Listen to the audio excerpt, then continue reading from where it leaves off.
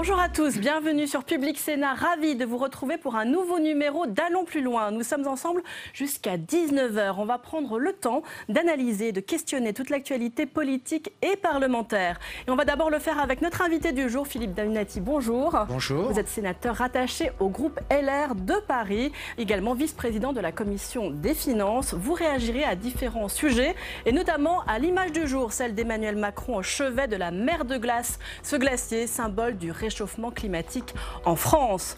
Durant toute l'émission, nous irons également en salle des conférences pour faire réagir d'autres sénateurs à l'actualité. Ce sera aujourd'hui avec Fanny Conqui. Fanny Conqui, donc salle des conférences, la voici. Et puis, allons plus loin, c'est aussi le club. 3 intervenants qui ont des choses à vous dire. Et avec nous aujourd'hui, Fabien Recker.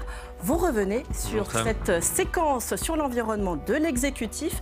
Et puis, comme souvent en politique, il y a les paroles et puis il y a aussi les actes. Oui, alors en tout cas, on va décortiquer une annonce du gouvernement. Et comme souvent, c'est une histoire de gros sous.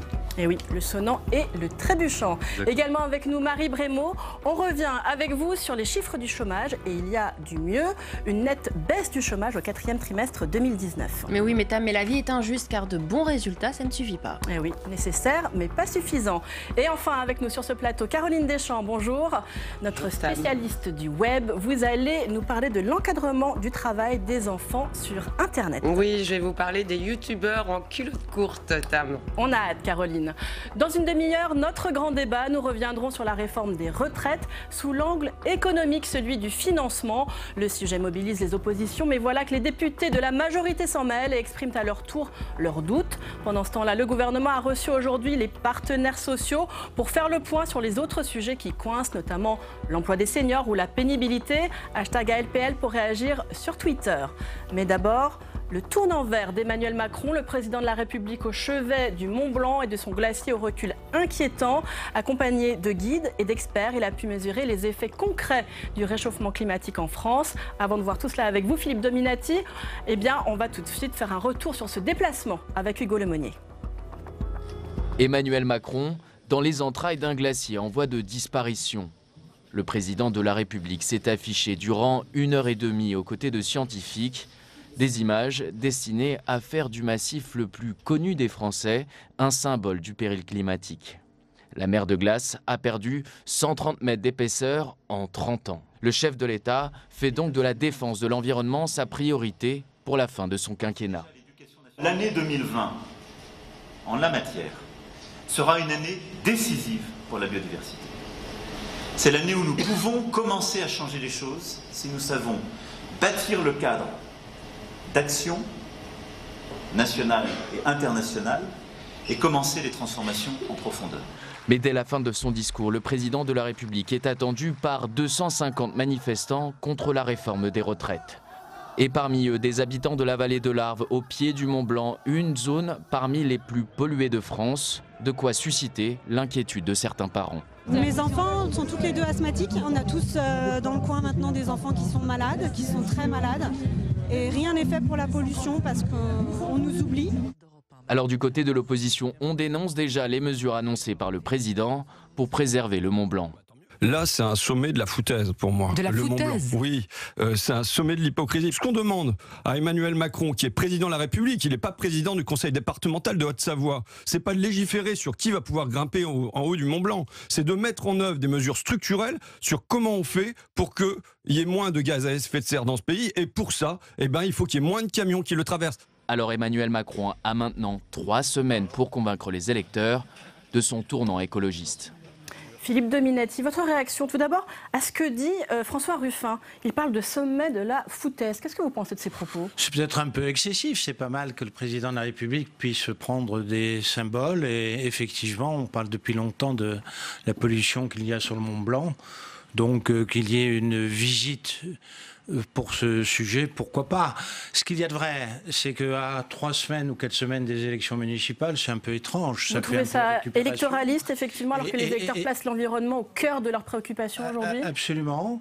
Et deuxièmement, le président va souvent dans les symboles, mais enfin, on aimerait effectivement des actes et des vraies réformes. Or, ça fait depuis pas mal de temps que le pays est bloqué par la réforme des retraites. Avant, il y avait les gilets jaunes, et j'ai le sentiment que malheureusement, l'esprit de la réforme n'est plus là. On va parler quand Le même président semble seul et un peu isolé. de l'un des symboles quand même de cette visite, cette mer de glace qui a perdu 120, 130 mètres en 30 ans. Ça quand même sur le fond, ce sont des images qui vous interpellent. Ça montre que le réchauffement climatique, c'est ici et puis c'est maintenant tout de suite. Bien sûr, on voit bien au cours des derniers mois l'importance du climat avec des tempêtes à répétition, des phénomènes dans un certain nombre de pays particulièrement inquiétants, sur les incendies, sur un certain nombre de choses. Mais j'observe aussi que celui qui incarnait une politique écologique pour le gouvernement, et lorsque le président est arrivé au pouvoir, c'était le ministre Hulot qui a quitté au bout d'un an le gouvernement très rapidement. On revient sur le départ fracassant de Nicolas Hulot. Alors au-delà du symbole, on aimerait le fond. Et sur le fond, on s'interpelle, c'est l'ancien ministre des Transports, une femme qui connaît très bien la mécanique des transports, mais haut fonctionnaire qui l'a remplacé. Et depuis, au ministère de l'Environnement, on attend un peu de voir prendre des initiatives. Oui, avec le passage de François de Rugy au milieu. Cette vallée, c'est aussi celle de la pollution. On l'a entendu dans le reportage. La vallée de l'Arve, c'est un peu comme Paris. Ce sont des endroits qui vivent fréquemment des pics de pollution. Pour vous, quelles mesures il faudrait prendre pour faire face ? Des mesures radicales ? Il y a d'abord la technique sur la circulation automobile et le développement de la voiture hybride ou électrique, ça c'est vrai. Sur les transports, il y a l'axe France-Italie avec les camions sur les trains normalement qui devaient être mis en place, et c'est un projet qui a pris beaucoup de retard à ma connaissance. Sur Paris, je voudrais vous dire que moi je suis particulièrement mécontent de la part du président de la République qui avait annoncé quelques jours après son élection une grande réforme sur la collectivité territoriale parisienne. Vous savez que ça s'enchevêtre les responsabilités. Oui. Et au bout de 2 ans et demi, il ne se passe rien. Je l'ai écrit à 3 reprises, pas de réponse. Comme si on attendait peut-être des élections municipales qui sont plus bien parties. Et en tout cas, on est à mi-quinquennat, c'est le seul président de la Ve République qui ne s'est pas occupé de la région capitale, pour l'instant. Allez, Philippe Dominati. Sauf peut-être l'aéroport, la vente de l'aéroport de ADP, mais ça c'est autre chose. Ça c'est encore un autre vaste c'est pas sujet. Très institutionnel. On va continuer à parler environnement pour l'instant, Philippe Dominati, avec Fabien, c'est le sujet de sa chronique, et c'est l'heure du club, d'allons plus loin.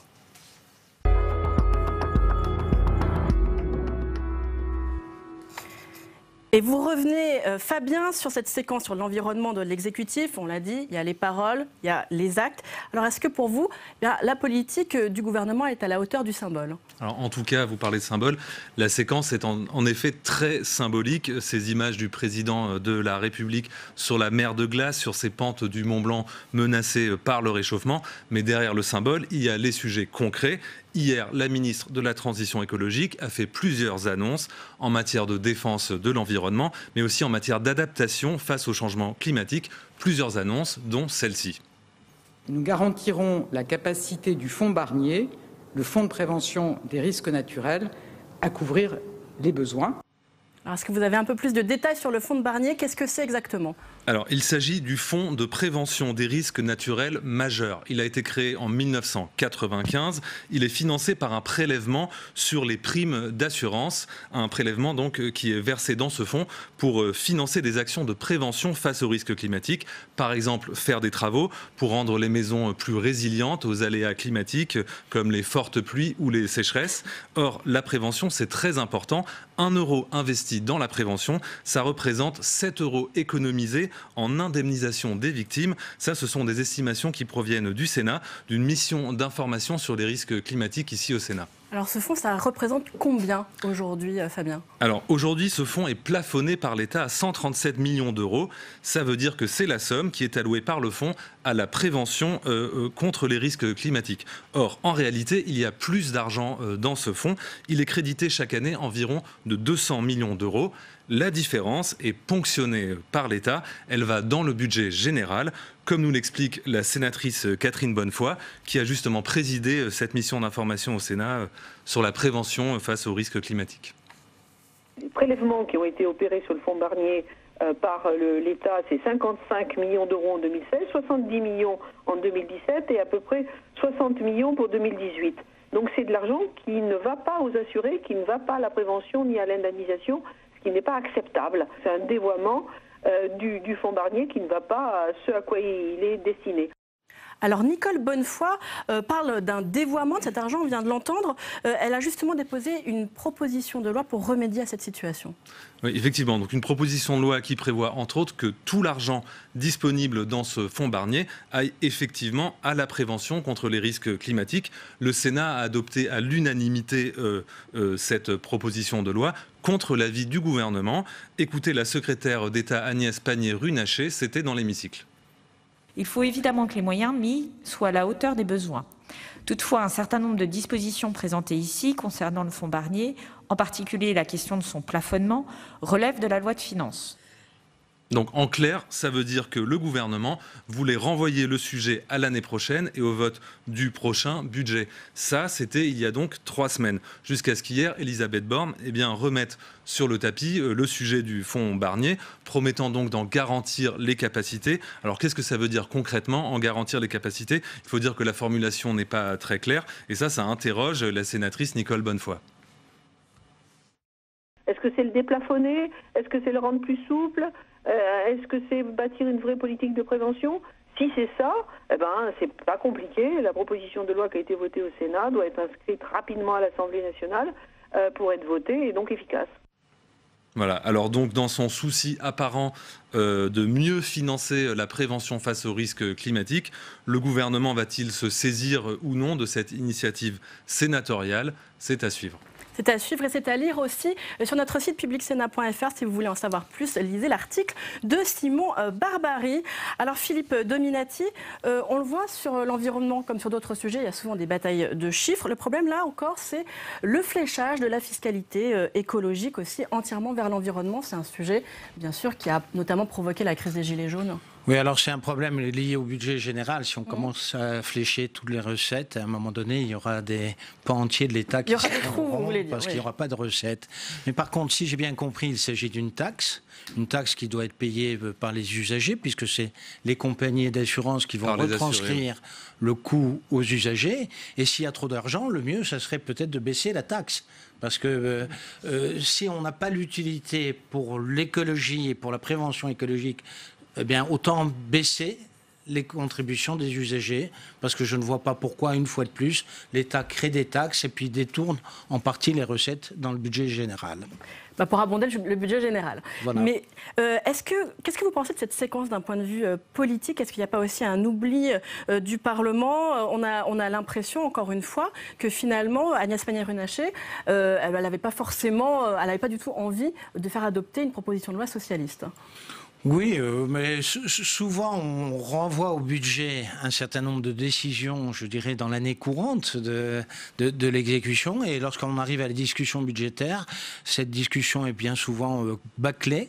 Bien souvent, les ministres responsables ne sont pas en séance pendant la séance budgétaire et on a du mal à faire respecter les engagements qui ont été pris au cours de l'année par des ministres qui disent on verra ce problème-là au moment du budget. Alors ça fait gagner du temps aux ministres, ça fait perdre du temps au Parlement et puis effectivement, c'est pendant ce temps-là l'usager qui trinque. Mais ça donne l'impression quand même que le gouvernement n'est pas toujours très à l'écoute d'initiatives parlementaires de la part d'autres groupes. On a eu bien sûr dernièrement l'histoire du congé de deuil d'enfant, quoi.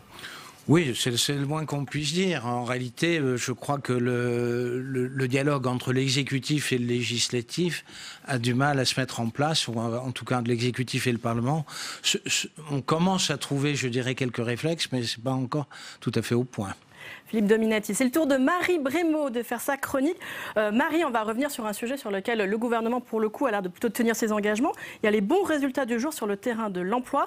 J'imagine que, bien sûr, du côté du gouvernement, on se réjouit. Ce matin, évidemment, les ministres sur les antennes des radios, ils vantaient l'action gouvernementale en matière de lutte contre le chômage. Et les résultats, ils sont bons, voire très bons. Au dernier trimestre 2019, le chômage s'élève en France à 8,1%, le plus bas niveau depuis 2008. Au total, sur les 3 derniers mois de l'année 2019, ce sont 85 000 chômeurs en moins, selon toujours les chiffres de l'INSEE. Bruno Le Maire, le ministre de l'économie, lui, parlait de succès décisif. Philippe Dominati, ce sont évidemment des résultats encourageants, un succès pour l'exécutif? Oui, c'est un succès. Moi, je suis ravi lorsque le chômage baisse. Malheureusement, il baisse moins vite que dans la zone euro et moins vite que dans l'Union européenne. En réalité, la France, heureusement, bénéficie d'une conjoncture européenne qui est favorable et dans tous les pays, le chômage baisse. En France, tant mieux. On pourrait peut-être faire mieux si on abaissait la fiscalité. Parce que la fiscalité, c'est la même depuis 7 ans. Les prélèvements obligatoires, ce sont les mêmes depuis que François Hollande est arrivé au pouvoir et il y a une continuité là-dessus. Et le monde de l'entreprise se porterait nettement mieux s'il n'y avait pas toutes ces entraves fiscales vis-à-vis du monde économique et on créerait probablement plus d'emplois. En tout cas, c'est ma conviction. Bon, il y en a un qui s'en réjouit, hein, c'est le Premier ministre Édouard Philippe. Même si on ne lui a pas posé de questions lors de son point presse ce matin, eh bien, on peut dire en quelque sorte qu'il s'est autosaisi. Je vous remercie et vous me permettrez, puisque vous n'avez pas posé la question, d'y répondre néanmoins en me félicitant vivement des excellents résultats du chômage qui sont tombés ce matin. Je sais que s'ils avaient été moins bons, voire neutres, et peut-être même mauvais, ils auraient été commentés. Alors je me permets de me réjouir du fait que nous avons atteint, s'agissant de la France métropolitaine et de la France dans son ensemble, le plus bas niveau de chômage depuis près de 12 ans. Voilà, on n'est jamais mieux servi que par soi-même, hein, n'est-ce pas Marie ? Et cette séquence, elle est très parlante finalement, à croire que gagner une bataille sur le terrain d'emploi, eh bien cela ne suffit pas. Oui, bien justement, Marie, comment est-ce que vous expliquez que ces chiffres, ces bons chiffres, ne soient pas plus commentés, pas plus mis en avant ? C'est vrai que les ministres ce matin, ils se sont réjouis, mais il n'y a pas eu de fanfaronnade. Alors pourquoi l'exécutif ne vante pas plus ces bons résultats, ces bons chiffres ? Eh bien, ils ne suffisent pas pour engager une dynamique dans la campagne des élections municipales. Élections municipales et vote sanction tant redouté par la majorité La République En Marche, car Emmanuel Macron et son gouvernement, ils font face depuis plusieurs mois à un mouvement de protestation inédit en France, la révolte des Gilets jaunes, et puis depuis plusieurs semaines, il y a désormais la mobilisation contre la réforme des retraites. Du coup, c'est un climat social agité qui empêche le gouvernement d'imprimer ses résultats économiques. Emmanuel Macron, il l'a bien compris et il l'avait anticipé, puisqu'il a démarré une offensive sur d'autres terrains depuis quelques semaines. Quel terrain ? Eh bien, la sécurité, l'immigration, la lutte contre le communautarisme ou encore vendredi, eh bien, c'était un discours sur la dissuasion nucléaire. On se demande pourquoi ces choix ? Sondage après sondage, les questions plus générales de sécurité figurent en tête des préoccupations des citoyens. Et Emmanuel Macron, il a déjà en tête. Qu'est-ce qu'il a déjà en tête, Tam ? 2022, comme 2022 tout le monde. Quand on a un homme politique aujourd'hui. Voilà, 2022 et l'élection présidentielle, il y a des sujets visiblement plus électoralistes, plus porteurs. Et puis le président de la République, il a également sans doute en tête le candidat malheureux à l'élection présidentielle en 2002, le candidat, un certain Lionel Jospin, qui se présentait tout content d'un bilan économique honorable, satisfaisant. On peut même dire bon. Bon, voire très bon, après 5 années passées à Matignon. On se souvient de la chute, Lionel Jospin battu dès le premier tour et laissant la place à un duel entre Jacques Chirac et l'extrême droite de Jean-Marie Le Pen. Emmanuel Macron, il veut sans doute éviter que l'histoire ne se répète. Et là encore, on peut lire l'article sur publicsénat.fr signé cette fois-ci François Vignal. Alors Philippe Dominati, on a bien compris, pour vous, cette baisse du chômage, elle n'est pas imputable à la politique de l'exécutif ? Elle est en partie imputable. Je ne vais pas nier une bonne nouvelle pour les Français et pour la France. C'est une très bonne chose. Pour autant, dans l'environnement immédiat, vis-à-vis de nos voisins européens, on fait moins bien qu'eux. Malheureusement, on pourrait faire mieux. On a une baisse moins forte que dans toute la zone euro. On a une baisse moins forte que dans toute l'Union européenne. Donc ça, c'est une réalité. Deuxièmement, les prélèvements obligatoires sont toujours aussi hauts alors qu'ils auraient dû baisser, et ce n'est pas le cas à la moitié du mandat. Et surtout, troisièmement, le déficit de la France est beaucoup plus important que prévu, puisque le président s'était engagé à rétablir l'équilibre des finances publiques, ce qui n'est pas fait. Donc, ces décisions impactent sur l'économie, impactent sur la vigueur de l'économie. Il y a aussi des décisions, je dirais, internationales. Ce qui se passe en Chine, par exemple, peut affecter le commerce, le tourisme, etc. Mais c'est vrai que peut mieux faire. Je suis satisfait d'une baisse du chômage, mais je pense qu'on pouvait mieux faire. Et puis ça a été un petit peu caché peut-être par les derniers couacs de l'exécutif. On se rappelle la semaine dernière, lors de la séance de questions d'actualité au gouvernement, Édouard Philippe, il a eu une question sur les couacs et il a répondu sur l'embellie économique. Oui, il cherche à trouver un certain nombre de raisons. Moi, je suis sénateur de Paris. Paris est une ville qui souffre depuis 1 an et demi je dirais, en termes d'activité économique, parce que, je dirais, on est perturbé, on ne circule plus. Il y a des manifestations, des commerces cassés. Donc parler de sécurité à un Parisien alors qu'il ne peut plus se mouvoir, plus aller aux loisirs, les théâtres ne fonctionnent plus. Lorsque vous avez le monde culturel, il vous explique que la baisse des recettes est de 40% depuis plus de 3 mois, 4 mois. Ça, c'est une réalité quotidienne d'un habitant et d'un citoyen parisien liée à l'action de ce gouvernement. Allez, on termine cette chronique avec Caroline Deschamps. Bonjour Caroline, rédactrice en chef du site publicsena.fr. Vous vous intéressez au travail des enfants sur Internet, plus précisément l'encadrement du travail des enfants, car les jeunes youtubeurs sont de plus en plus nombreux. Ben oui, parce qu'on parle beaucoup des enfants accros à leurs écrans et aux dangers que cela entraîne, et beaucoup moins des enfants stars sur YouTube. Et pourtant, le phénomène prend de l'ampleur en France déjà depuis plusieurs années. Alors de quoi parle-t-on, Tam? D'enfants de 4 à 12 ans que leurs parents mettent en scène sur YouTube. Ils s'appellent Athéna, Calice ou Néo, et dans de courtes vidéos, ils testent des jouets, dégustent des bonbons ou font des challenges. Des vidéos qui peuvent être vues des centaines de milliers de fois et qui font de ces youtubeurs en culotte courte de véritables stars. Comme Néo et Swan, 2 frères qui ont créé leur chaîne en 2014. Ils sont filmés et coachés par leur maman et ils postent plusieurs vidéos par semaine comme celle-ci, regardez. Coucou les garçons. Bonjour tout le monde. Comment ça va aujourd'hui? Très bien. Et oui, copain, et copine, Ça va bien aussi. bien aussi. Oui, on espère que tout le monde va bien. Qu'est-ce que vous faites aujourd'hui? On va customiser des Nike Air Force One. Ouais, bien sûr. Et alors cette vidéo postée il y a moins d'une semaine, est-ce que vous savez, Tam, combien de fois elle a été vue? Non, j'ose pas imaginer. Je ne peux pas savoir. 1 300 000 fois en une semaine. Je vais arrêter mon travail. Et donc ce succès, évidemment, se monétise. Au-delà de 100 000 vidéos vues, YouTube verse 1 € pour 1000 vues à leurs auteurs. Et c'est sans compter, bien sûr, les placements produits et le sponsoring des marques. Tant et si bien que la maman de Swan et Néo pourrait toucher entre 50 000 et 100 000 € par mois, selon une enquête d'envoyé spécial sur ce sujet. Une activité, donc, Tam, qui peut se révéler très lucrative. Donc on va commencer à penser à changer de métier, hein, tous les uns et les autres. Mais c'est aussi une activité qui fait face à un vide juridique, hein, Caroline. Eh bien oui, les associations de l'enfance avaient alerté déjà l'année dernière sur ce qu'elles considèrent comme du travail illicite. Or, vous le savez, le travail des mineurs de moins de 16 ans est très encadré en France, mais rien en ce qui concerne les mini-stars de YouTube ou autres réseaux sociaux. C'est pourquoi les députés ont adopté hier à l'unanimité une proposition de loi pour combler ce vide juridique. Alors, ne sont concernés par la loi que les vidéos avec mineurs qui dépassent un certain temps consacré, le nombre de contenus postés et aussi les revenus qu'elles génèrent. Les créateurs de contenus, que ce soit les parents ou non, devront désormais demander une autorisation à la commission des enfants du spectacle. Comme pour les enfants mannequins ou acteurs, leurs revenus seront en partie bloqués jusqu'à leur majorité. Alors les députés TAM ont également souhaité sensibiliser les plateformes en les incitant à adopter des chartes pour améliorer la lutte contre l'exploitation commerciale illégale de l'image des enfants.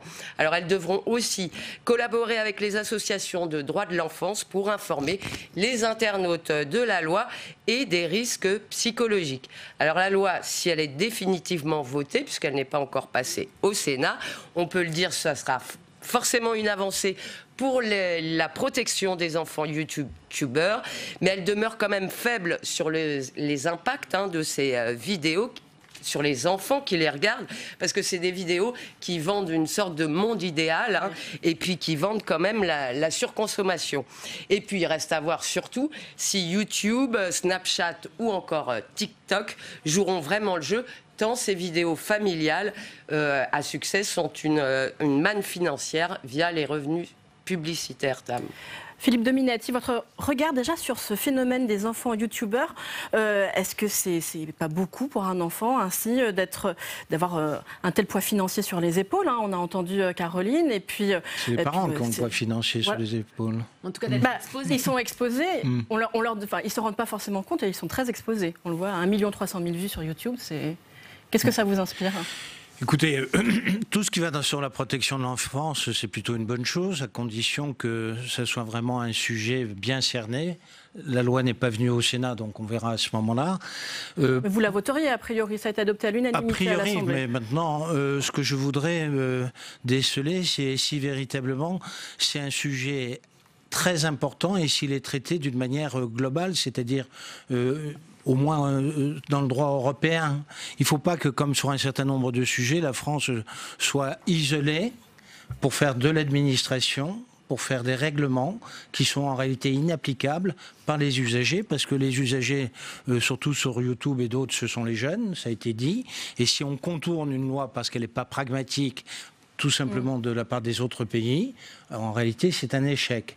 Alors c'est une question de dosage. Maintenant, tout ce qui est protection de l'enfance, je pense qu'effectivement on n'en fait pas assez, on devrait être beaucoup plus attentif.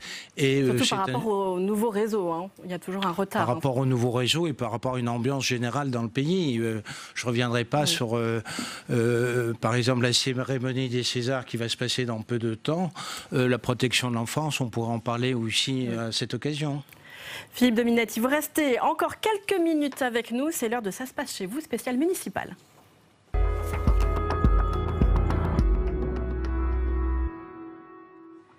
Direction le département de Maine-et-Loire et la commune de Segré, devenue la commune nouvelle de Segré en Anjou bleu en 2017, une conséquence de la loi NOTRe qui a fusionné 25 communes. Quelles conséquences pour les élections municipales et l'administration de la commune? Jérôme Rabier et Audrey Vuettaz. Nous sommes ici devant l'ancienne mairie de Segré, mais depuis le 1er janvier 2017 et la fusion de 15 communes, il s'agit de l'hôtel de ville de Segré en Anjou bleu. Avant, on gérait le quotidien d'un peu moins de 7000 administrés. Désormais, on s'occupe de près de 18 000 habitants.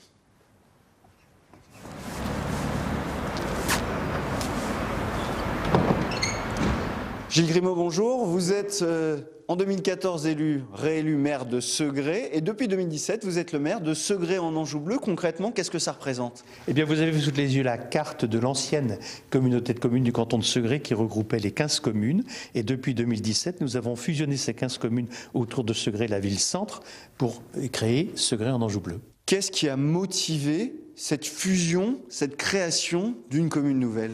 C'est la loi NOTRe et c'est la décision du préfet de nous obliger, alors que nous étions une communauté de communes qui pouvait rester seule puisque nous avions plus de 15 000 habitants, il nous a obligés à fusionner avec nos amis du Candéen et du Poncéen et naturellement pour préserver ce que nous faisions précédemment ensemble, nous avons décidé de créer cette commune nouvelle. Nous sommes ici à Agny-Oiseau, commune qui a intégré Segré en Anjou bleu, l'une des 15 communes. Et on rencontre monsieur le maire, ou plutôt le maire délégué, Gabriel Oreillard. Bonjour. Bonjour.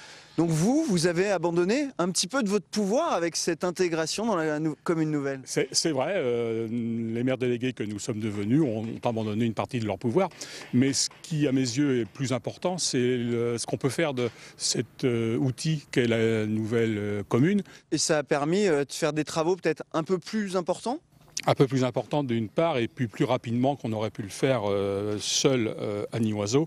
Vous avez cet exemple des travaux que vous avez là sous les yeux, les travaux de réfection de la toiture de l'église qui vont coûter aux alentours de 250 000 €. Je ne suis pas certain que les marges de manœuvre financières de la commune d'Agny-Oiseau nous auraient permis de faire ça rapidement. Et une des conséquences concrètes, c'est que là, en 2020, lors des élections municipales, on votera plus pour le maire d'Agny-Oiseau. Absolument, on votera pour le maire de la commune de Segré en Anjou bleu, mais aussi pour le maire délégué de la commune d'Agny-Oiseau, parce que pour des raisons de proximité, je crois qu'il faut conserver cette proximité entre le maire délégué et la population. Il serait sans doute de bon ton que les listes en course prévoient la nomination, la désignation d'un maire délégué dans chacune des communes déléguées. Un changement pour les habitants, on va aller voir ce qu'ils en pensent. C'était fait pour faire des économies. Mais je ne sais pas, ce qui change, c'est plutôt l'esprit commune, l'esprit de clocher qui va changer. Quoi. Parce que bon, Segré, c'est la commune majeure, quoi, la plus grande ville, et puis tout va se centraliser sur Segré, et puis dans les petites communes, on a peur que ça soit un petit peu oublié. Peut-être que ça peut aider, oui, à financer un projet pour une petite commune qui ne le pourrait pas, mais à l'heure actuelle, nous, on n'a pas vu sur notre commune. Pour la première fois, l'ensemble des habitants des 15 anciennes communes voteront pour un seul maire, celui de Segré en Anjou bleu. Et pour faciliter la transition, ce sont 69 conseillers municipaux qui seront élus au lieu de 33 habituellement dans une ville de 18 000 habitants. Voilà pour ce reportage. Merci Philippe Dominati d'avoir participé à cette émission. Merci à tous les trois pour vos éclairages. Et maintenant, la suite d'Allons plus loin.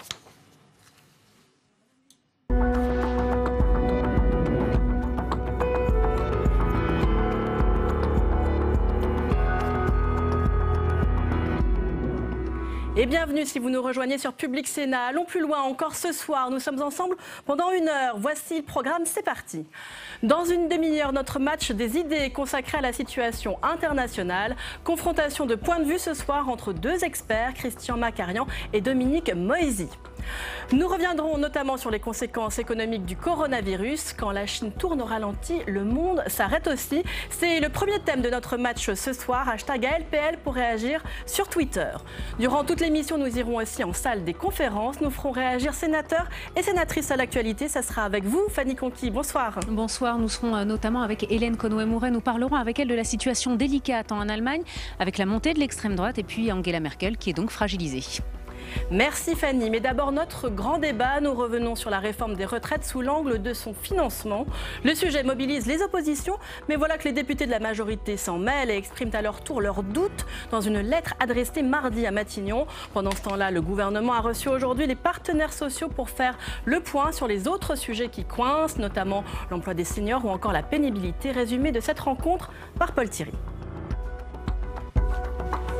Édouard Philippe s'est montré satisfait à la mi-journée à la suite des concertations avec les partenaires sociaux.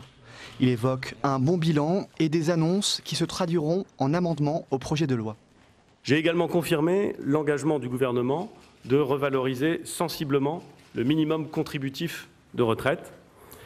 Quiconque partira à la retraite à partir de 2022, après avoir travaillé toute sa vie au SMIC, percevra au minimum 1 000 € en 2022 et 85% du SMIC, soit environ 1 147 € à compter de 2025.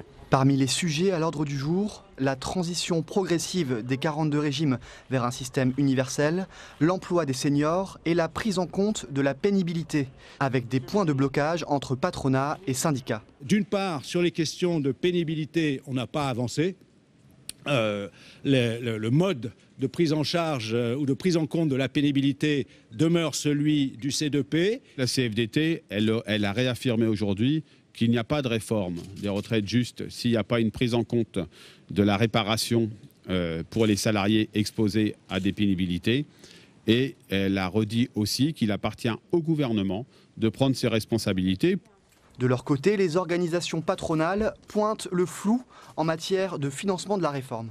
Nous demandons très fortement, pour ne pas dire que nous exigeons, un chiffrage précis des mesures sur lesquelles nous pourrions nous accorder, et a fortiori des mesures qui sont demandées par les organisations syndicales sur d'autres points, qui nous poseraient réellement problème si l'équilibre général, tel que défini dans cette lettre du Premier ministre, si l'équilibre général était donc remis en cause.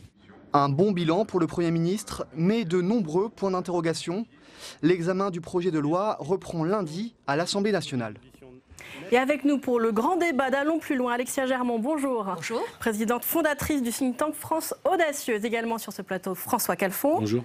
Conseiller régional d'Île-de-France et membre du bureau national du Parti socialiste. Bienvenue Éric Delannoy. Bonjour. Vous êtes économiste et président fondateur du cabinet Tenzing Conseil. Et enfin, Benjamin Coria. Bonjour. Bonjour. Vous êtes économiste, professeur de sciences économiques à l'université Paris 13 et membre des économistes atterrés. Première question. François Calfon, c'était quoi l'objectif de cette rencontre? Ça devait nourrir la discussion des députés, puis finalement on a plutôt l'impression que ça nourrit les fractures, les oppositions. En général, quand on avance dans la vie, c'est un mouvement naturel, la brume se soulève et puis on voit de la clarté. Et là, plus on avance, plus on a de la brume. C'est-à-dire qu'on avait une réunion qui, après la séquence de commission spéciale, on ne peut pas dire qu'on ait eu réponse aux questions. Et là, je ne suis même pas dans le jeu de figure de la France insoumise. On y viendra ensuite. Je suis sur les 16 questions du rapporteur général du budget, lui-même LREM, qui n'a pas réponse. Aujourd'hui, qu'est-ce qu'on a? On a un jeu de figure qui dure depuis 10 ans, en réalité, entre les partenaires sociaux qu'ils n'ont jamais réussi à dépasser sur la définition de la pénibilité. Dans le travail, maintenant en retraite, c'est un sujet indépassable. Et ce qui, finalement, nous angoisse collectivement, bien au-delà des forces politiques, c'est tout simplement que le brouillard se fait de plus en plus épais. Chaque Français sent qu'il peut y perdre, en tout cas ne voit pas comment lui-même est considéré. Alexia Germont, le bal des syndicats, il s'est transformé en concert de critiques. C'est le commentaire du Figaro aujourd'hui. C'est un commentaire assez bien vu, assez juste, sachant qu'il y avait aussi une course de la montre quand même, puisque l'objet de cette réunion ce matin était quand même aussi d'avoir un maximum de consensus pour que ça puisse se transformer en amendement potentiel de dernière minute. Ça paraît compliqué. Ce qui paraît compliqué, pour que ça soit déposé, pour que le texte soit déposé d'ici demain matin et pouvoir commencer une discussion dans l'hémicycle à partir de lundi. Donc on voit bien qu'on arrive au fur et à mesure, et là où je suis d'accord avec vous, c'est qu'au lieu d'avoir une éclaircie et en tout cas un peu plus de visibilité à chaque fois, on rajoute des couches complémentaires de complexité qui font qu'on a perdu le citoyen que nous sommes en cours de route. Benjamin Coria, le gros sujet de blocage ce matin, c'était notamment la pénibilité. La CFDT a dénoncé le blocage du patronat sur ce point. Le problème de la pénibilité, c'est que cela impacte l'espérance de vie. Est-ce qu'on sait de combien? Est-ce qu'on a des données un petit peu là-dessus? Moi, je n'ai pas de données particulières. Maintenant, la vraie question qui est là derrière, c'est qu'on a prétendu, à travers, j'ai envie de dire, le mot d'ordre de l'universalité, faire table rase de tous les compromis qui avaient été passés laborieusement, et j'ai presque envie de dire sérieusement, métier par métier, oui. Et souvent difficilement, d'ailleurs, pas forcément dans le consensus, contrairement à ce qu'on croit. Oui, des combats.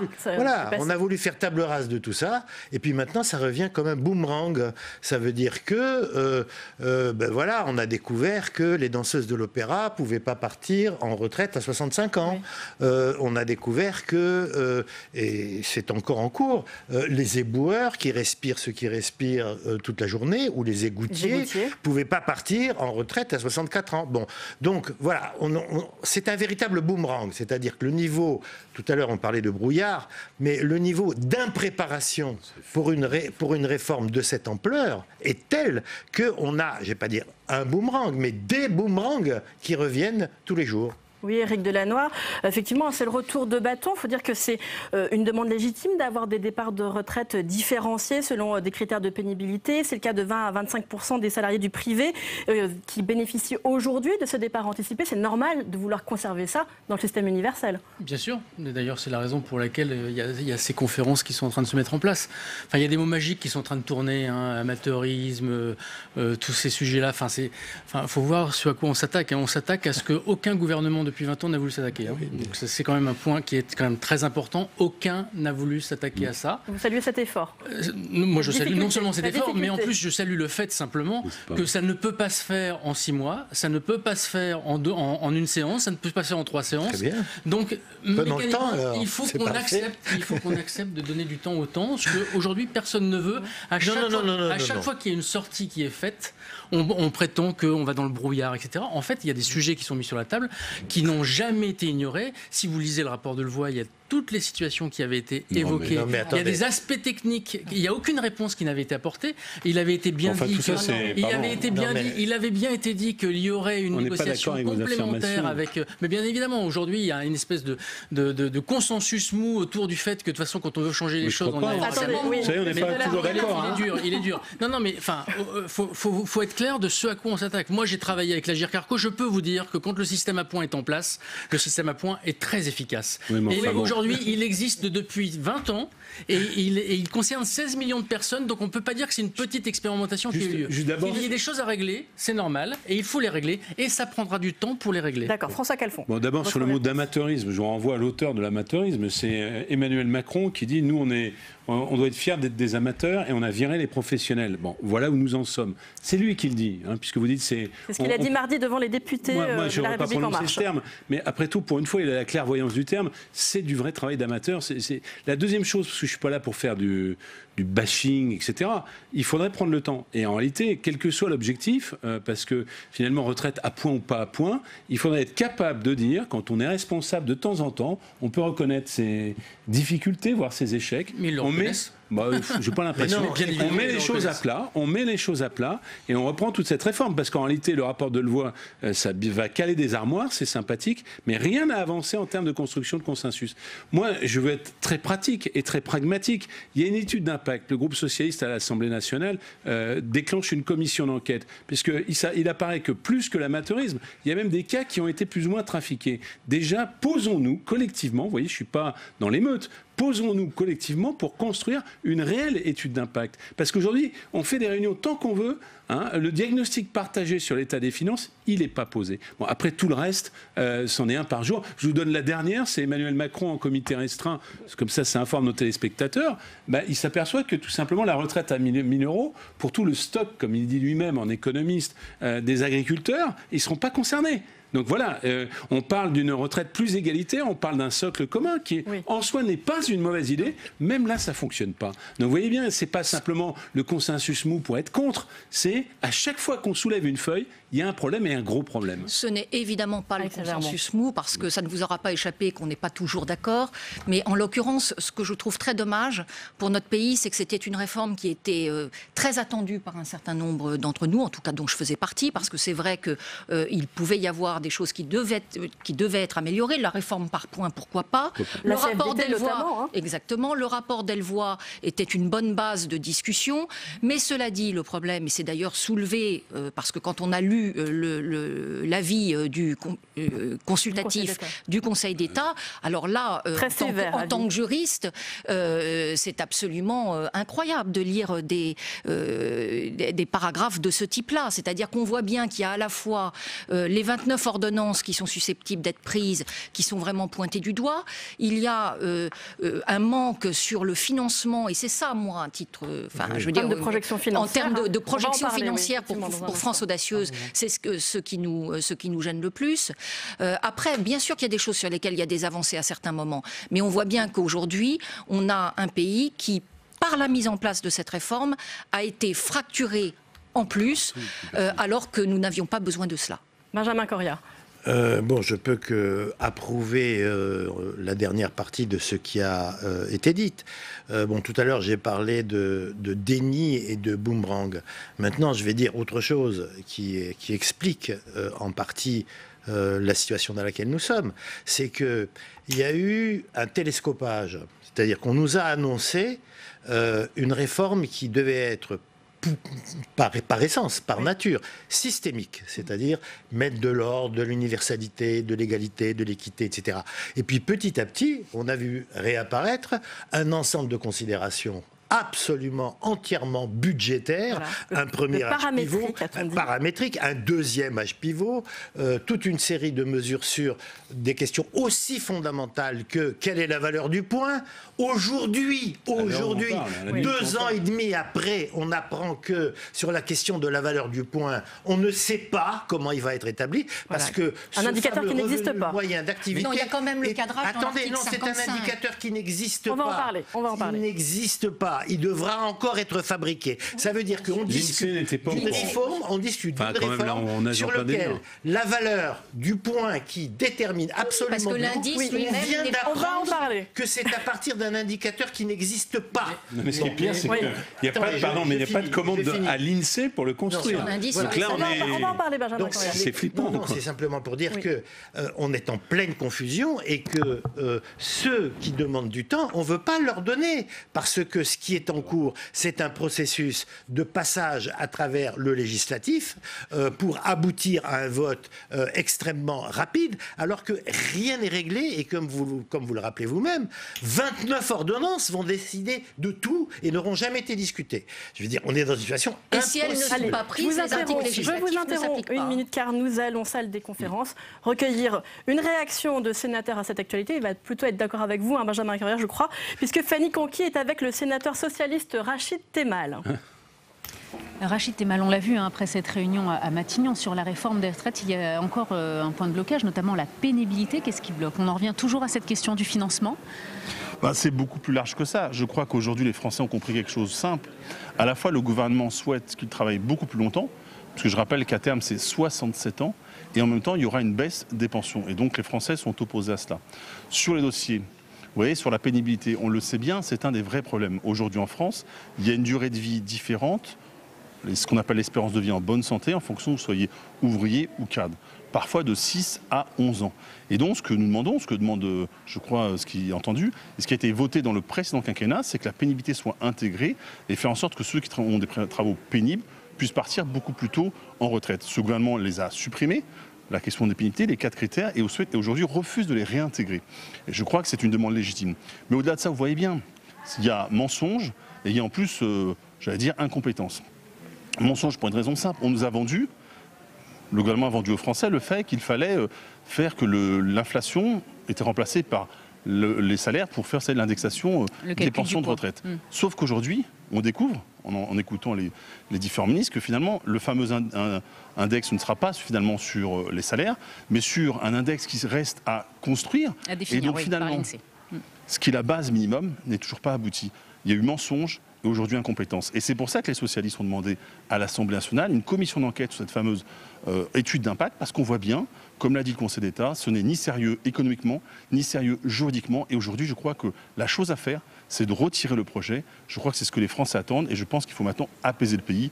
Il faut globalement entendre cela. Oui, on l'a vu, il y a aussi des députés de La République En Marche qui posent des questions, qui ont envoyé une lettre au Premier ministre. Pour vous, la réponse, c'est ça, c'est ce que vous disiez, c'est de reculer, alors qu'on voit que le gouvernement est quand même prêt à avancer. Le projet arrive à l'Assemblée nationale la semaine prochaine, enfin en séance. Vous pensez que le gouvernement peut encore reculer?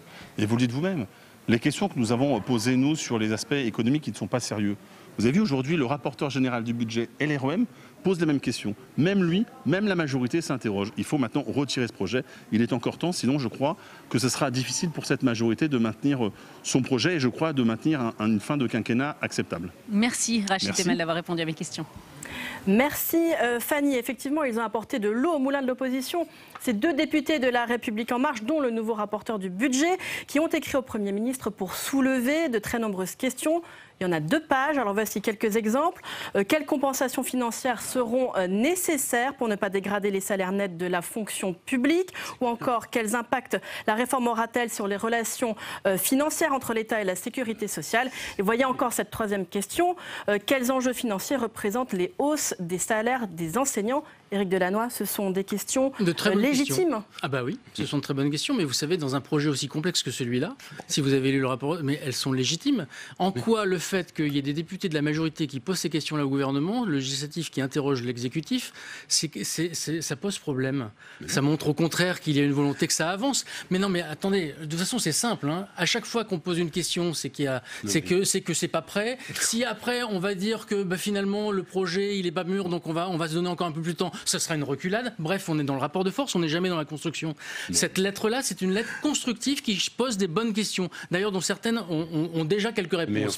Ça serait intéressant là. Que ce soit des députés de La République En Marche qui le posent, en quoi c'est problématique? Mais non, mais on n'a pas du tout dit ça. C'est problématique. Mais si, c'est vécu comme étant, mais regardez, même pour la majorité... On va peut-être savoir développer une pensée sans que vous la commentiez avant même qu'on l'ait exposée. Non, mais on n'arrête pas de lire ça dans la presse. Plus sur finalement une forme de commentaire sur les postures des uns et des autres. Rentrons sur... Mais parce qu'on est beaucoup dans la posture. Moi, je vais rentrer sur le fond. Si vous me laissez parler, je vais rentrer sur le fond. Si vous me laissez parler, tout le monde, de gauche, de droite, libéral, étatiste, keynésien, j'en passe, c'est les meilleurs. On nous a expliqué qu'on compenserait, puisqu'on va calculer le salaire, la pension de retraite des fonctionnaires, non plus sur les 6 derniers mois, mais sur les 25 meilleures années. Ça posait un problème pour les enseignants. En fait, ça pose un problème sur toute la fonction publique d'État. On a focalisé sur les enseignants parce que leur prime n'était pas intégrée. Ça fait des mois et des mois que M. Blanquer a eu plusieurs versions. Ça va coûter 10 milliards sur 15 ans, puis ensuite 500 millions par an. Enfin bref, le parlementaire, qu'il soit de gauche, de droite, du centre, le français, il est en droit de savoir quel est le coût budgétaire? Parce que c'est bien. Mais qu'est-ce qui se passe si l'état du projet ne permet pas de le faire? C'est la première question, parce que je fais l'exégèse. Je fais l'exégèse. Non, on travaille. Et moi, qu'on en soit maintenant à ce que le rapporteur du budget, à ce stade, interpelle, alors que ça fait 6 mois qu'on pose la question, c'est une difficulté. Sa deuxième question, elle n'est pas anodine. Elle est sur les relations sincères entre le budget de l'État et les budgets sociaux. Pourquoi? Parce que l'état des finances, finalement, du système général de retraite, s'il est en déficit, aujourd'hui, c'est parce qu'il y a eu une non-compensation d'un certain nombre de mesures décidées par l'État. Et on voit bien que si vous augmentez les salaires pour maintenir un niveau de pension valable pour les fonctionnaires, eh bien, vous faites payer finalement par le contribuable un certain nombre de choses. Voilà des questions légitimes. Bien sûr, moi, je ne suis pas dans les postures et je regrette et je suis même un peu angoissé que nous en soyons simplement là à ce stade de la discussion. Si on revient un peu sur le fond, notamment en ce qui concerne les enseignants, je trouve qu'en matière de méthode, c'est là où il y a quelque chose qui a été mal embranché finalement. Parce qu'on voit bien qu'on a rajouté, avec la revalorisation des salaires, on a rajouté une modification très substantielle à une autre réforme elle-même très substantielle. Et d'ailleurs, le Conseil d'État, une fois de plus, a mentionné qu'on n'avait pas le droit de flécher, puisque ça nécessitait derrière une compensation entre l'État et les régimes sociaux. Oui, Benjamin Corrière. Mais comment dire il est absolument clair. Tous les jours, il y a un nouveau lapin qui apparaît. Et pas des petits lapins, des troupeaux de lapins. L'exemple qui vient d'être donné, c'est celui de la valeur du point, c'est-à-dire vraiment de la chose la plus fondamentale. Et vous me dites, on continue, il faut voter. Vous voyez bien que rien n'est prêt, que le Conseil d'État ne garantit pas la validité juridique du texte. Ça veut dire quoi, ça ? Ça veut dire que demain, on peut se retrouver dans une situation dans laquelle des lois qui auront été votées seront invalidées par le Conseil constitutionnel. Et nous sommes 2 ans et demi après le démarrage de la réflexion sur le sujet. Mais si vous permettez, je voudrais finir. La solution n'est pas de courir en avant, comme pour la finance avec sa bicyclette, parce que tant qu'on roule, on ne tombe pas. La question, c'est d'éviter de tomber. Ça veut dire que clairement, il faut mettre ce projet de côté, se réunir, discuter sérieusement et ne rentrer au Parlement qu'avec un texte dans lequel il y a des financements prévus, il y a un équilibre prévu, il y a des garanties données et pas une situation dans laquelle comme aujourd'hui, on risque de voter un texte dans lesquels 29 ordonnances vont modifier tout son contenu et dans lequel le Conseil d'État dit « je ne garantis rien du tout sur ce texte ». C'est une pure folie. Un mot de politique. François Calfon, comment est-ce que vous interprétez cette lettre ? Est-ce que pour vous, il y a un début de fronde dans La République En Marche ou pas ? J'aime pas le mot fronde parce qu'il est tellement connoté par rapport au précédent quinquennat. Certes. Je pense qu'il y a simplement des parlementaires qui font leur boulot. Oui. Voilà. Et que les gens... oui, mais c'est pas habituel. Je suis d'accord avec vous, c'est pas habituel. Oui. Non, mais d'accord. C'est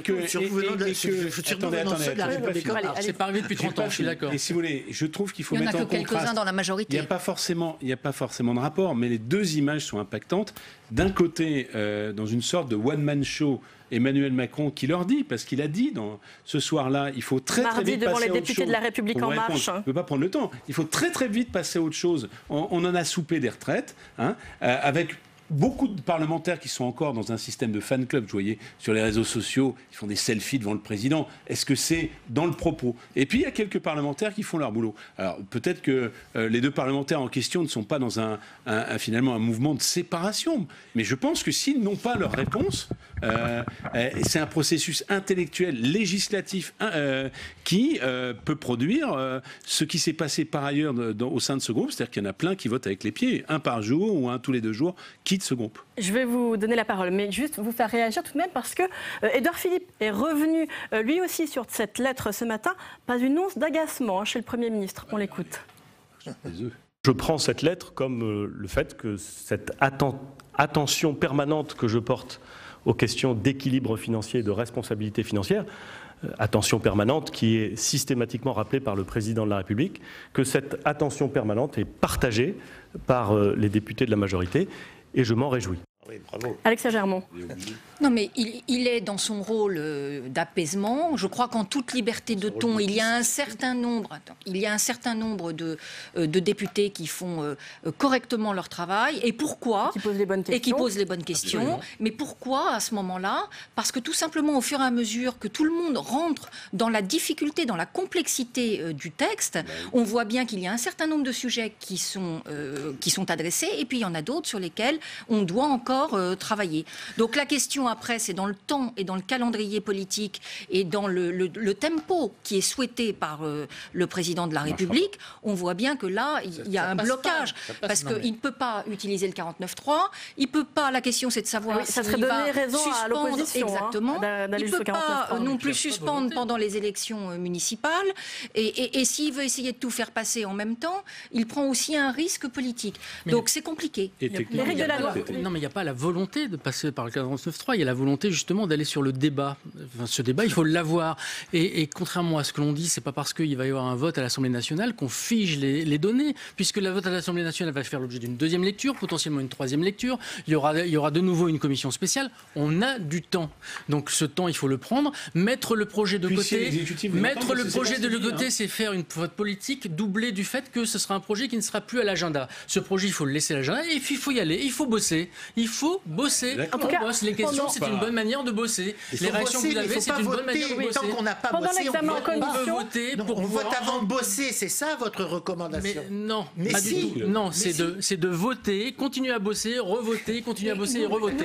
C'est pas pareil. On vote à l'aveuglette. Non, on vote pas à l'aveuglette. Bien sûr, on vote à la. Non, il y a des principes clés. Prenez la question de la valeur du poids. Par exemple, si on prend la question de la valeur du poids, on a découvert que c'était donc un indicateur qui n'existe pas encore. Qu'est-ce qui vaut mieux sur la valeur du pied? Est-ce qu'il vaut mieux avoir des principes extrêmement clairs sur le fait que cette valeur du point sera indexée pour faire en sorte qu'elle ne baisse pas? Mais ça, c'est pas Mais clair. ça, c'est pas clair. C'est clair, ça a été rappelé par tout le monde. Enfin, que le fait que on vient de découvrir un nouvel indicateur qui n'existe pas. Non, on a découvert un indicateur qui n'existe pas, vous avez raison, mais moi ce que je suis en train de vous dire, avouez qu'on dirait du Raymond Devos quand même. C'est faux ce que vous dites. Non, je ne suis pas d'accord. Il a été rappelé par tout le monde, y compris d'ailleurs par Blanquer et par chacun des ministres concernés, que la valeur du point, et il l'a rappelé, ne baisserait pas.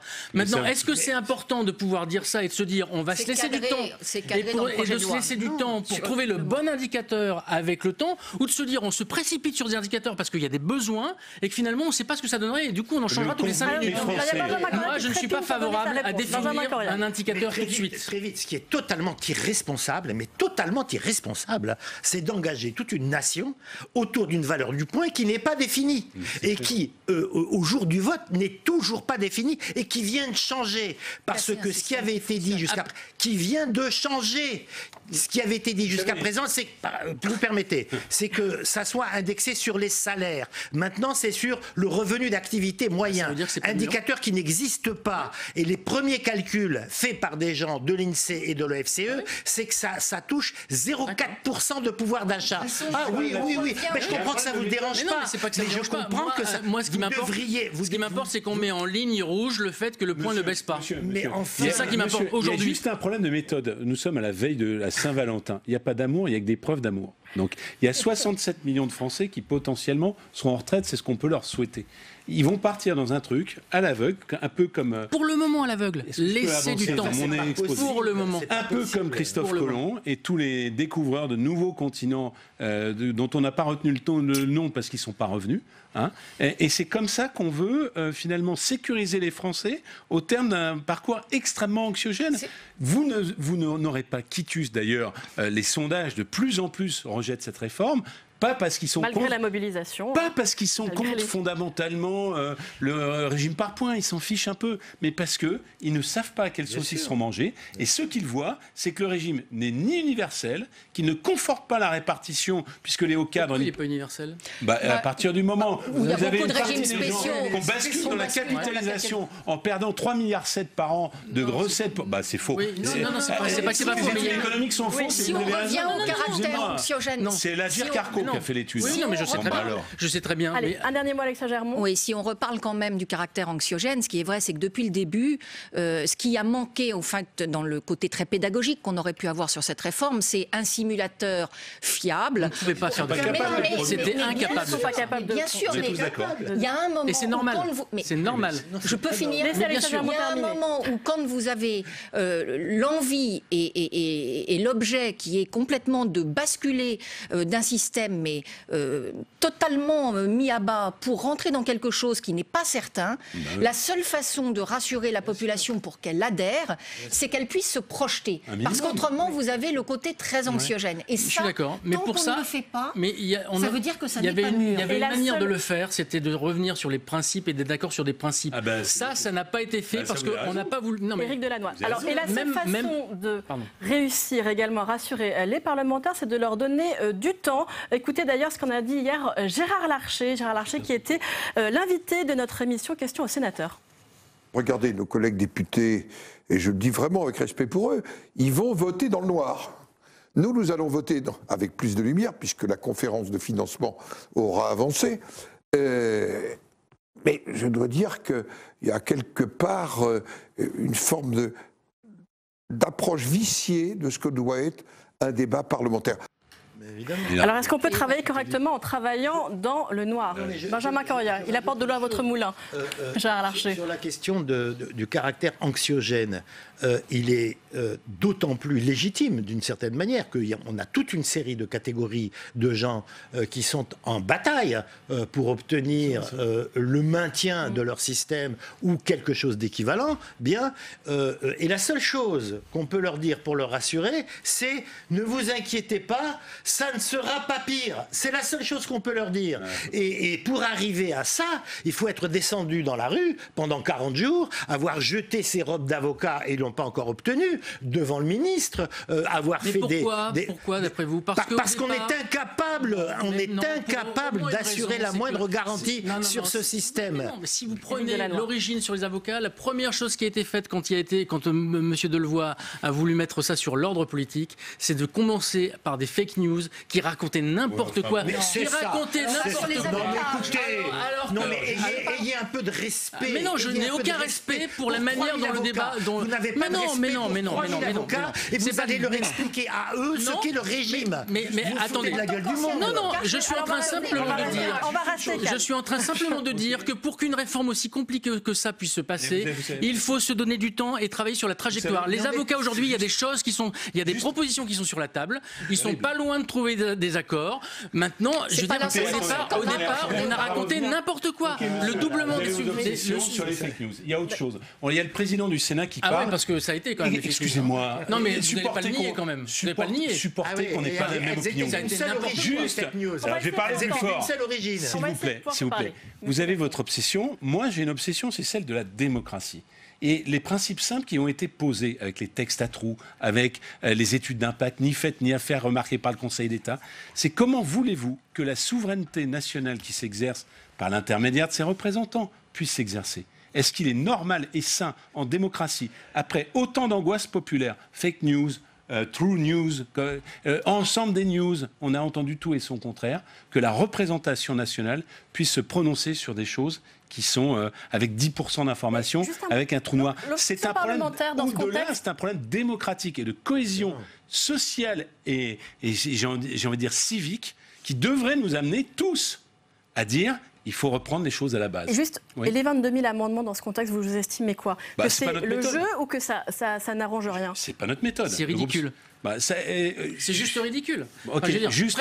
Vous êtes pénible, hein, franchement. Non, mais je suis désolé. J'essaie de répondre à une question qu'on m'a posée pour mon parti politique. Donc je dis, ça n'est pas notre méthode. Par contre, notre méthode, c'est de déclencher une commission d'enquête sur une étude d'impact dont nous pensons qu'il y a des choses qui ne sont pas justes et nous pensons qu'il y a des choses qui même ont été trafiquées.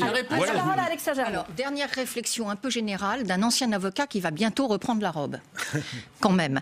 Je crois que le divorce, justement, avec Emmanuel Macron vient du fait que pendant la campagne électorale, le candidat Emmanuel Macron a mis en avant deux valeurs qui étaient vraiment très chères aux avocats, qui sont la liberté et la responsabilité.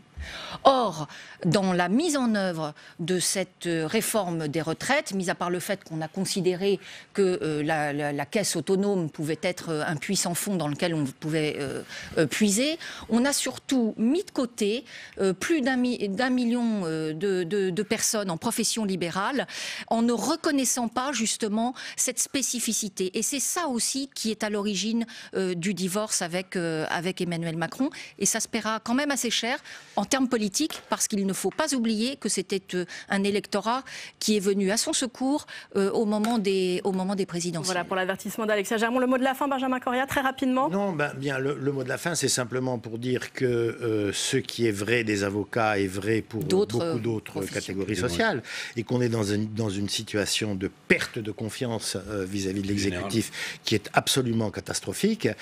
Et lorsque j'entends dire votons, sachant qu'il y a 29 ordonnances qui vont être prises derrière, on pourra toujours y revenir, je dis qu'on fait les choses totalement à l'envers. Il faudrait pour ça un fonctionnement parlementaire qui soit normal, parce que si on avait une commission qui avait fonctionné normalement sans les 22 000 obstructions de la défi, comment osez-vous dire ça? C'est dans la loi qu'il faut 29 ordonnances. Obstruction parlementaire ou pas obstruction parlementaire. Donc cessez de diffuser des fake news.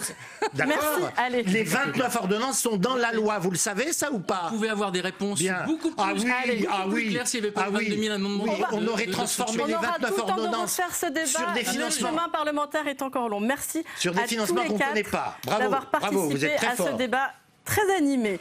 Maintenant, la suite d'Allons plus loin, c'est le match des idées avec deux experts de relations internationales, Christian Macarian et Dominique Moisy. On va s'intéresser aux conséquences économiques du coronavirus. Annulation de la grand-messe de la téléphonie mobile à Barcelone, chute des cours du pétrole, impact sur la croissance mondiale. Quand la Chine tourne au ralenti, le monde s'arrête aussi. On voit les détails avec Béatrice Finzan. L'Organisation mondiale de la santé l'a rebaptisé. Le coronavirus s'appelle désormais Covid-19. Nous avons dû trouver un nom qui ne fasse pas référence à un lieu géographique, à un animal ou à un individu ou à un groupe de personnes, qui soit également prononçable et lié à la maladie. C'était important pour éviter l'utilisation de termes pouvant être inexacts ou stigmatisants. Mais cela ne change pas l'impact de l'épidémie. Alors que la Chine représente à elle seule près de 20% de l'économie mondiale, le pays a également une place primordiale dans la chaîne d'approvisionnement globale. Difficile, voire impossible de faire sans les composants chinois aujourd'hui. Renault a ainsi dû suspendre la production de ses usines en Corée du Sud, puisque les produits chinois n'arrivent pas. Conséquence directe pour la croissance chinoise et pour l'économie française. L'impact sur la croissance chinoise sera de l'ordre de 1 point sur l'année. C'est-à-dire un chiffre important. Un point sur l'année de croissance en moins pour la Chine. Ce qui voudra dire 0,2 points de croissance en moins au niveau mondial et 0,1 point de croissance en moins pour la France. Hyundai aussi a cessé ses opérations et d'autres secteurs sont touchés. À Barcelone, le salon du mobile a ainsi été annulé par ses organisateurs. C'est une situation très difficile et ce fut une décision très difficile à prendre. Mais nos priorités sont claires et simples. La première est la santé et la sécurité de toutes les personnes participantes au salon. Et la deuxième priorité est la réputation de l'événement à Barcelone. Avec près de 110 000 visiteurs et 2800 entreprises exposantes, telles que Facebook, Nokia, Amazon ou Sony, le Mobile World Congress est un rendez-vous incontournable. Le secteur génère 1,3 million d'emplois et 137 milliards d'euros de dépenses. Et voilà, on va donc commencer le match des idées sur l'impact mondial au niveau économique du coronavirus avec deux invités sur ce plateau. Christian Macarian, bonsoir. Vous êtes éditorialiste de politique internationale. Également sur ce plateau, j'ai le plaisir d'accueillir Dominique Moisy.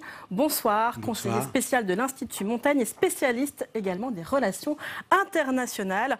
Alors on le voit, le coronavirus a déjà un impact économique sur l'économie mondiale. On en a entendu quelques extraits avec Béatrice Finzan. Il y a eu l'annulation du Mobile World Congress de Barcelone, Pernod Ricard qui a donc réduit sa prévision de croissance, la baisse des cours du pétrole, la baisse de croissance pour l'économie mondiale dans son ensemble.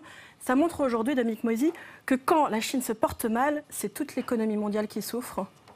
Oui, on serait tenté d'appliquer à la Chine la formule qu'on appliquait hier aux États-Unis quand l'Amérique tousse, le monde s'enrhume. En réalité... C'est le cas de le dire. En réalité, c'est pas tout à fait vrai. La Chine tousse beaucoup. Le monde a un petit refroidissement. Maintenant, on ne sait pas ce qui va se passer. On ne sait voilà, pas. il y a une incertitude totale. On ignore tout quant au développement. Est-ce que ça reste une épidémie? Est-ce que ça va devenir une pandémie? En fait, on est très modeste devant cela. On ne sait pas. Alors aujourd'hui, Christian Macarian, la Chine occupe une place quand même importante sur beaucoup de chaînes industrielles. On l'a entendu dans l'automobile, dans le textile, dans la téléphonie. C'est quand même devenu un atelier du monde et avec une place croissante dans notre économie. Elle a dépassé le stade d'atelier du monde, puisque en Chine, ça c'était la première phase. En Chine, on produit des technologies pensées à la 5G ou à des techniques de ce type-là. Et paradoxalement, la Chine peut être aussi très avancée en matière de recherche médicale. Ce qui me paraît caractéristique de cette crise, c'est le caractère totalement inapproprié du régime politique. De mon point de vue, la Chine montre chaque jour, indépendamment des questions scientifiques dont je ne suis pas un spécialiste, la Chine montre chaque jour que son système politique est inopérant, inadapté et complètement archaïque par rapport à ce genre de phénomène-là. C'est-à-dire qu'on a fait entrer la mondialisation et la Chine est entrée de plein pied dans la mondialisation. Elle en est un pilier essentiel et une bénéficiaire essentielle, sauf en matière de transparence et en matière de démocratie. Toute la chaîne de commandement et toute cette valse de responsables régionaux qui sont déplacés constamment prouve que le pouvoir central a sous-estimé notoirement l'ampleur de l'épidémie. Effectivement, cela a d'ailleurs commencé par un acte de censure et on a eu d'ailleurs la mort, qui est un symbole énorme, du premier médecin qui a donc alerté sur ce coronavirus. Xi Jinping, il est en difficulté, là, vous diriez, avec ce coronavirus? Je crois que c'est... Encore une fois, c'est beaucoup trop tôt pour le dire. Il y a des comparaisons qui viennent spontanément à l'esprit. C'est le Tchernobyl de la Chine, c'est avec le docteur Li Wang, c'est le vendeur de fruits et de légumes tunisien. Mais Xi Jinping n'est ni Gorbatchev, ni Ben Ali. La Chine est dans une situation complètement différente. Et par rapport à ce que disait Christian, je serais plus prudent. Je dirais que la Chine a montré que le système qui est le sien ne répond pas vite. Et on a perdu du temps, un temps précieux face à l'épidémie. Ensuite, la machine s'est mise en marche très lourdement et nous devons nous demander nous-mêmes, avec beaucoup de modestie, est-ce qu'on aurait été meilleur au bout du compte? On aurait été plus transparent. Mais meilleur, l'histoire le dira. Oui.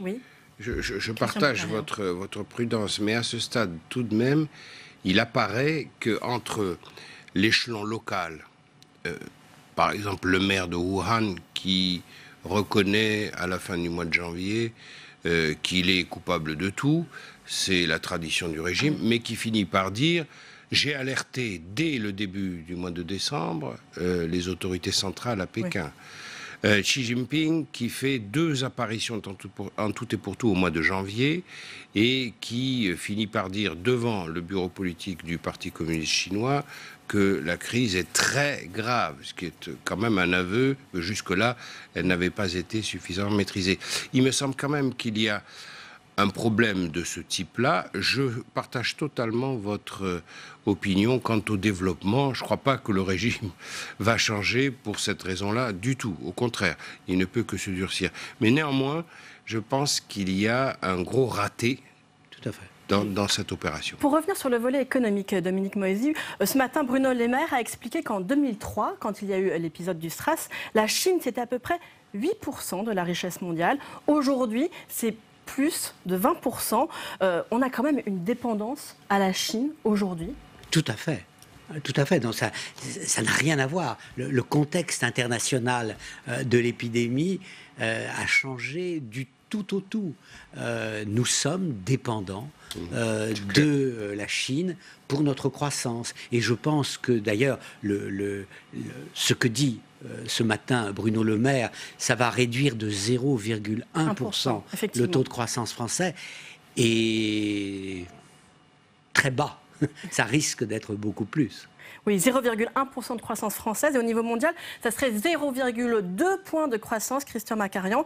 Et effectivement, on l'imagine, l'impact sera bien supérieur si la crise se poursuit. Or, eh bien, on le voit, on a eu le premier mort au Japon, on a eu des nouveaux indicateurs qui laissent à penser que la crise, en tout cas l'affichage, est de plus en plus supérieur. Oui, mais je resterai prudent sur ces prévisions de croissance qui elles-mêmes reposent sur un état de données qui serait figé. Là, je resterai calme là-dessus. La Chine a acquis une telle avancée technologique et elle a de tels avoirs financiers en dollars, des masses colossales, qui font que, par exemple, l'économie américaine est totalement dépendante.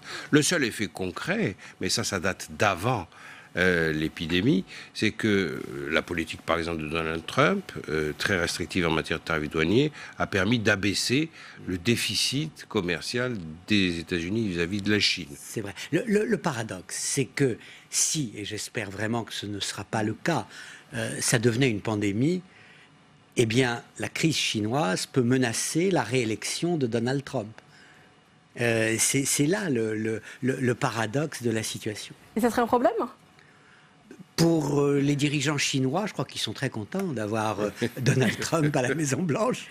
Et oui, d'ailleurs, et si on parle de l'impact que cela peut avoir pour l'Union européenne, certains craignent que cela puisse aussi impacter l'Union européenne qui est déjà pénalisée par l'accord commercial qui a finalement été signé entre Pékin et Washington le mois dernier. Votre regard là-dessus ? Oui, mais là encore, on ne sait pas ce qui va se passer. On peut dire aujourd'hui que la Chine devra faire preuve d'un peu plus de modestie, d'un peu moins de triomphalisme dans son rapport au reste du monde. En fait, c'est une crise chinoise, mais c'est une crise internationale. Il n'y a pas de réponse nationale, il n'y a que des réponses collectives. Allez, Christian Macarian, Dominique Moïse, on passe au deuxième thème de ce match, les primaires démocrates aux États-Unis, alors que l'un des favoris, Bernie Sanders, s'est exprimé hier après sa victoire dans le New Hampshire. C'était une élection disputée. On l'écoute. Et permettez-moi de dire ce soir que cette victoire est le début de la fin pour Donald Trump. Peu importe qui gagne, et nous espérons assurément que ce sera nous allons nous rassembler. Nous allons nous rassembler et vaincre le président le plus dangereux de l'histoire moderne de ce pays. Christian Macarian, alors est-ce que pour vous, puisqu'on parlait de Donald Trump à l'instant, est-ce que pour vous, le gagnant de la primaire démocrate, que ce soit Bernie Sanders ou pas, pourra réellement mettre Donald Trump en difficulté ?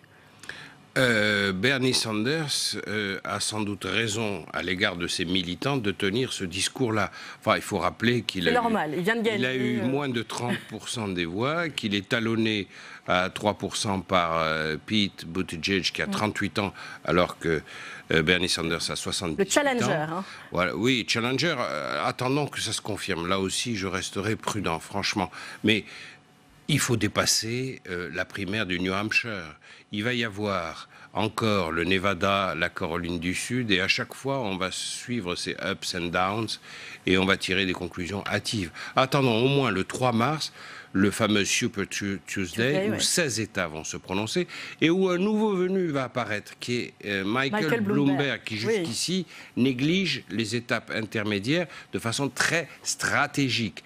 Donc, à mon avis, ce qui apparaît surtout à ce jour, c'est que le camp démocrate est morcelé, l'éventail idéologique est très large, il y a beaucoup d'abstention chez les militants démocrates, et il y a ce paradoxe que Buttigieg a un point de vue plutôt bourgeois et libéral, alors qu'il a 38 ans, et notre brave septuagénaire qui est Bernie Sanders a un point de vue qu'il qualifie lui-même de socialiste. Donc on a quelque chose d'assez paradoxal. C'est un mot très fort aux États-Unis. Hein. Ce sont les jeunes qui soutiennent Bernie Sanders, le septuagénaire, et les gens un peu plus retraités ou plus mûrs qui soutiennent Pete Buttigieg. Il y a quand même un grand désordre chez les démocrates. Un grand désordre chez les démocrates. Dominique Moisy, quelques questions de Béotien pour qu'on replace bien. Donc Bernie Sanders, Pete Buttigieg, et puis vous avez parlé tout à l'heure de Michael Bloomberg, qui pour l'instant arrose la campagne de publicité, mais n'est pas encore dans la primaire. Non, je crois que ce qui est clair aux États-Unis aujourd'hui, c'est que le camp le plus radical a trouvé son candidat. C'est Bernie Sanders. Il a enterré, entre guillemets, Elizabeth Warren. Le camp modéré se cherche encore un candidat. Ce peut être Michael Bloomberg, c'est quand même le plus probable. Il ne faut pas négliger Peter Buttigieg. Et il y a cette femme, sénatrice du Minnesota, qui, Madame Klobuchar, je prononce mal son nom, qu'il ne faut pas non plus négliger. Pour le moment, il est évident que le fait que le Parti démocrate se cherche encore un candidat, soit profondément divisé entre radicaux et centristes, est un atout très fort pour le Parti républicain et Donald Trump. Mais est-ce que ce n'est pas toute la difficulté des primaires, justement? C'est que ça là aussi exacerbe les différences et que pour l'instant, on les voit tous se détester, ne pas se ressembler. C'était pareil pour les primaires en France. On ne les voit pas encore s'unir et tous rentrer dans le rang pour s'unir face à Donald Trump. Il n'y a pas d'énergie, il n'y a pas de dynamique. En 2008, un certain Barack Obama, dans le même New Hampshire, a perdu l'élection. Et le soir où il a perdu l'élection, il a fait un discours, et dans ce discours, il a lancé son fameux slogan « Yes, we can ». Et il a regalvanisé ses troupes et le camp démocrate parce qu'il y avait une dynamique. Et il a gagné. Il a vaincu d'abord Clinton et puis ensuite le candidat républicain. Est-ce qu'on voit quelque chose de ce type-là poindre cette fois-ci? À mon avis, pas du tout. Vous parlez de Barack Obama. Un mot peut-être quand même sur Joe Biden. Joe Biden, l'ex-vice-président de Barack Obama. Lui, on avait l'impression qu'il avait une stature présidentielle et puis il a l'air complètement dans les choux, si je puis dire. Donc oui, je crois que ce sera très difficile pour lui, sinon impossible, de se réinventer après ces deux défaites. Maintenant, il y a deux scénarios possibles. Le premier, c'est que quand même la volonté de battre Trump l'emporte sur toute autre considération dans le Parti démocrate. Il y a déjà eu 4 ans de Trump. Et donc qu'on soit dans une configuration différente de celle de 2016. Mais la personnalité de Sanders n'encourage pas tellement à l'optimisme dans cette direction. Et c'est vrai que les jeunes sont à fond derrière lui. Et j'ai déjeuné il y a 2 jours avec un de ses conseillers proches en politique étrangère. Il me disait, mais Sanders, ça n'est pas Corbyn comme en Grande-Bretagne, ça n'est pas Mélenchon, c'est Léon Blum. Alors, c'est ça... ça sera la phrase du jour. C'est ça, est-ce que c'est le cas ? Il ne m'a pas totalement convaincu. Allez, encore beaucoup d'inconnus, en tout cas, à travers cette primaire américaine. On va parler en 3e thème de la crise allemande. L'après-Merkel n'est pas évident à préparer, on en parle dans un instant. Mais d'abord, un détour par la salle des conférences où Hélène Conway-Mouret, sénatrice des Français de l'étranger, est au micro de Fanny Conquis. Hélène Conway-Mouret, la situation en Allemagne, on l'a vu, est critique. Il y a une montée de l'extrême droite, il y a une alliance au niveau local. Angela Merkel est fragilisée. Est-ce que cette situation vous inquiète ? Oui, absolument, parce que ce n'est pas une situation isolée. Le cas de l'Allemagne, nous avons nous-mêmes connu en France un Front National, qui est l'extrême droite française, qui s'est qualifié par 2 fois aux présidentielles françaises, il ne faut pas l'oublier. Et puis le Brexit, qui est aussi l'expression du même sentiment nationaliste. En Irlande, les élections du week-end dernier ont amené le Sinn Féin comme étant la première force politique en Irlande, à égalité avec les 2 partis traditionnels. Donc ce n'est pas un cas isolé. Et c'est, je crois, le moment de tirer toutes les leçons de ce qui se passe, d'un électorat qui est très volatile, un électorat qui aujourd'hui est désinhibé, qui n'a pas peur de voter pour l'extrême droite, alors qu'il y a encore une décennie, les gens n'auraient pas osé le faire. Tirer les conséquences, ça signifie quoi pour vous ? Eh bien, d'abord, je pense que dans l'inconscient collectif, aujourd'hui, il nous manque cette histoire. On voit que le négationnisme, le révisionnisme, enfin tous ces mouvements prennent de l'ampleur, peut-être grâce aussi aux réseaux sociaux qui portent ce genre de débat au plus proche des des gens et que finalement on a une jeunesse qui n'est plus connectée à l'histoire de leur pays et cela s'exprime en Allemagne mais cela s'exprime aussi dans d'autres pays. Cette situation en Allemagne, est-ce qu'elle peut avoir des conséquences sur la relation franco-allemande ? Écoutez, je ne le pense pas. Au vu du peu de réactions à ce qui s'est passé en Allemagne, je pense, de la part des dirigeants étrangers, et notamment le président de la République, peut-être pour préserver la chancelière qui finit son dernier mandat. Elle a dit qu'elle ne se représentait pas, avec l'Allemagne qui va assurer la présidence de l'Union européenne en fin de cette année, pour le dernier semestre.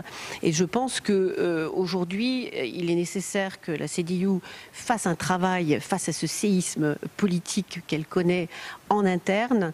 La dauphine d'Angela Merkel a déjà jeté l'éponge puisqu'elle a dit qu'elle ne succéderait pas à Angela Merkel. Et je pense qu'il faut par exemple des élections anticipées en Allemagne. Je pense que d'abord c'est aux Allemands d'en décider, mais je pense que c'est d'abord une question du parti majoritaire et c'est à lui de décider aujourd'hui la ligne politique qu'elle doit mener et notamment peut-être de donner un signal très fort qu'il n'y aura pas d'alliance ou plus d'alliance avec l'AfD à l'avenir. Merci Madame Kono-Moret d'avoir répondu à mes questions. Merci. Christian Macarian, on n'est pas encore tout à fait dans l'après-Merkel, mais c'est ce qui se prépare. Pourquoi est-ce que ça semble si compliqué, alors même que la chancelière avait semblé si bien préparer sa succession ? Alors, il y a deux phénomènes, à mon avis, pour répondre de façon très brève. Il y a l'usure d'Angela Merkel, 4 coalitions, 4 mandats, et des coalitions différentes. Une fois avec le FDP, Parti libéral, assez à droite, et les autres fois avec le SPD. Donc elle est toujours en coalition avec le SPD, le Parti social-démocrate. Ça, c'est pour Madame Merkel. Elle a prévu le terme de son mandat. Elle a dit à la fin de 2021, je ne me représenterai pas, donc on connaît le terme, et quand on procède de cette manière-là, on met en marche quelque part une horloge qui fait tic-tac, tic-tac. Donc il y a l'usure de Merkel, c'est vrai, même si c'est une experte en compromis et en composition de coalition. Elle l'a montré grâce à sa longévité. Mais il y a un deuxième phénomène qui est beaucoup plus inquiétant. C'est l'effondrement de la CDU, qui est à l'origine même de la République fédérale et qui a permis à cette République fédérale d'avaler la Wiedervereinigung, c'est-à-dire la réunification après 1989, et tous les problèmes électoraux les plus vifs, les plus aigus, et les problèmes politiques également, proviennent de cette Allemagne de l'Est. C'est là que l'extrême droite performe, si j'ose dire, c'est là qu'elle engrange le plus, c'est là aussi où le mécontentement populaire est le plus fort. Et ça s'exerce contre la CDU. Si la CDU venait à s'effriter, je ne sais pas quelle conclusion on pourrait en tirer. Oui, Dominique Moësi, c'est ce que l'on a vu, notamment avec l'élection en Thuringe, la tentation de l'extrême droite. Ça a tout bouleversé, ça a changé la donne. Comment est-ce qu'on se l'explique ? Oui, ça a montré que la vaccination de l'histoire commençait vraiment à s'effacer en Allemagne, puisque le tabou de l'alliance avec une extrême droite particulièrement musclée, révisionniste, a été dépassé.